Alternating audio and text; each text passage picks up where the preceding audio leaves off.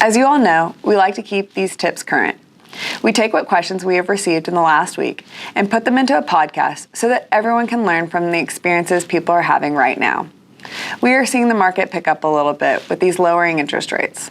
Buyers seem to be willing to buy now, but the inventory hasn't changed all that much. So what does that mean? Maybe we are back in a multiple offer situation or some homes and have even backup contracts.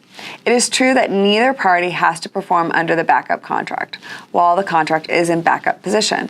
However, the backup contract is still a binding contract, and the backup buyers must deliver their earnest money and option fee to the title company within 3 days of executing the backup contract. If they do not deliver the earnest money within 3 days, they are in default under the contract. And if they don't deliver the option money, then they do not have an option period. Understanding that earnest money and option money are due upon execution of the backup contract, yet the backup contract is fully subject to the first contract's performance, some agents want to limit and deliver a small amount of earnest money and option money at first, and then if the backup contract becomes primary, deliver the additional earnest and option money that would have been warranted if the backup contract had been the primary contract when executed. Unfortunately, without modifying terms or adding specific language in the contract to allow this, all the earnest money and option money are due within the specified number of days of execution of the backup contract.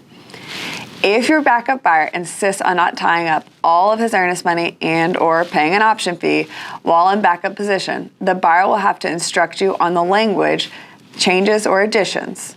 Remember, when you add language to the contract, as opposed to your client, you are practicing law without a license. Note, there is a provision already in the contract which allows the buyer to deposit additional earnest money at a later date. However, this provision ties to the additional deposit to the effective date of the contract.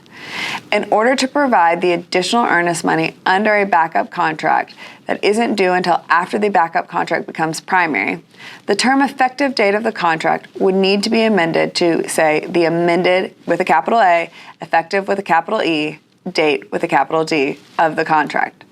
The amended effective date is defined in the backup addendum as the date the backup buyer receives notice from the seller that the first contract has terminated. All notices under the contract must be in writing, so the date the notice from the seller to the backup buyer is put in writing is the amended effective date. There is no similar contract provision to provide for later deposit of additional option fee.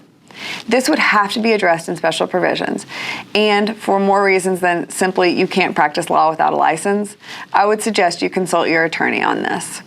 Send us your next contract. We'd love to close it for you, and I know we will earn your business.